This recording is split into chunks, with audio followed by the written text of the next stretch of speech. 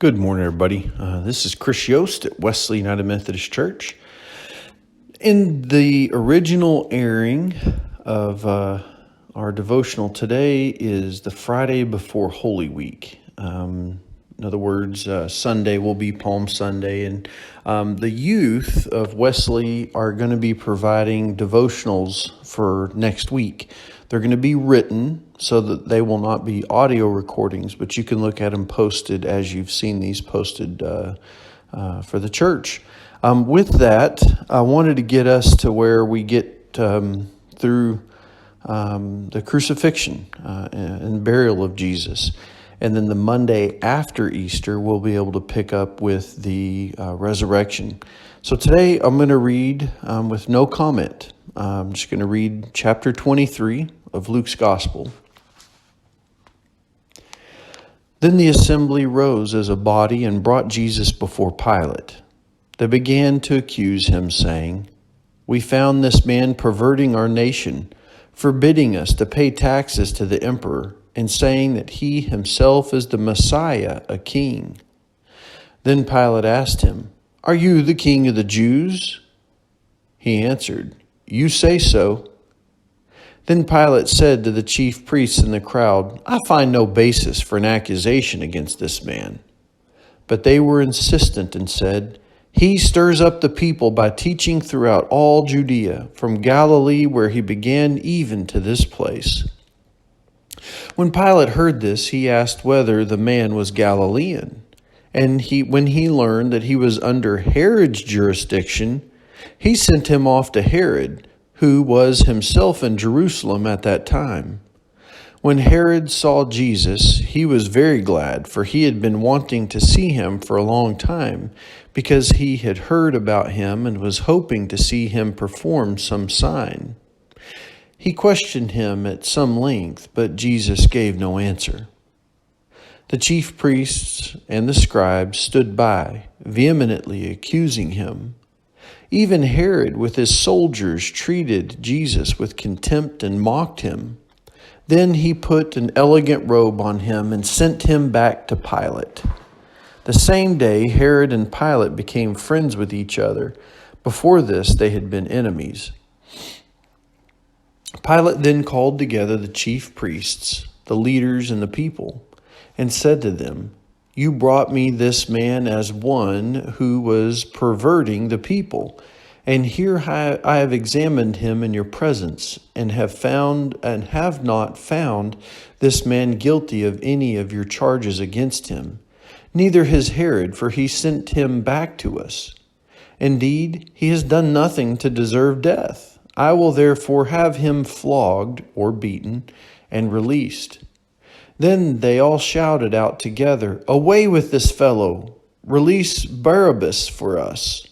This was a man who had been put in prison for an insurrection that had taken place in the city and for murder. Pilate, wanting to release Jesus, again addressed them, but they kept shouting, "Crucify him!"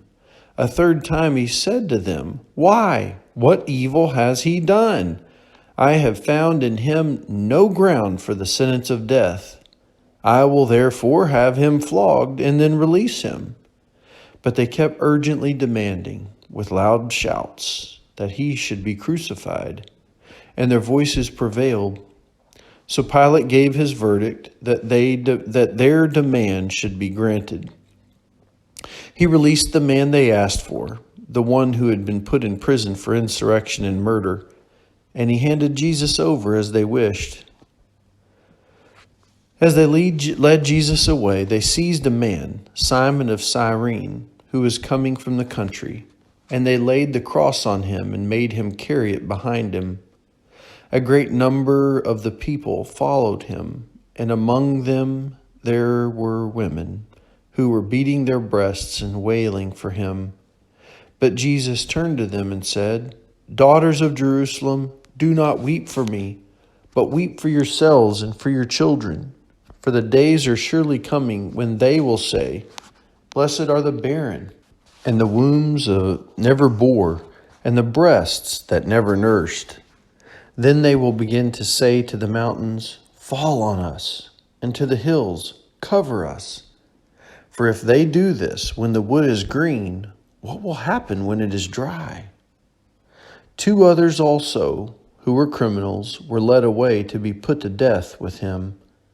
When they came to the place that is called the Skull, they crucified Jesus there with the criminals, one on his right and one on his left. Then Jesus said, "Father, forgive them, for they do not know what they are doing." And they cast lots to divide his clothing, and the people stood by, watching.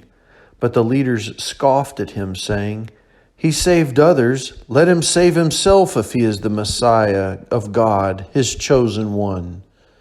The soldiers also mocked him, coming up and offering him sour wine, saying, "If you're king of the Jews, save yourself."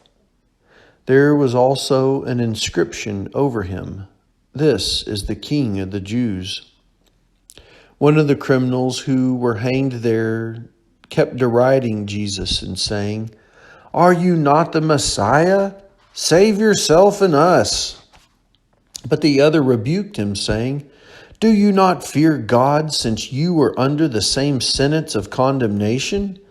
And we indeed have been condemned justly, for we're getting what we deserve for our deeds. But this man has done nothing wrong." Then he said, "Jesus, remember me when you come into your kingdom." And he replied, "Truly I tell you, today you will be with me in paradise." It was now about noon, and darkness came over the whole land until 3 p.m, while the sun's light failed, and the curtain of the temple was torn in two. Then Jesus, crying with a loud voice, said, "Father, into your hands I commend my spirit." Having said this, he breathed his last. When the centurion saw what had taken place, he praised God and said, "Certainly this man was innocent."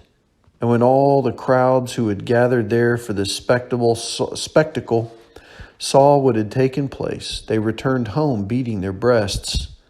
But all his acquaintances, including the women who had followed him from Galilee, stood at a distance watching these things.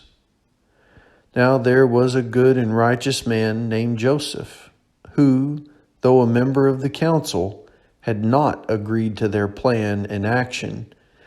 He came from the Jewish town of Arimathea, and he was waiting expectantly for the kingdom of God.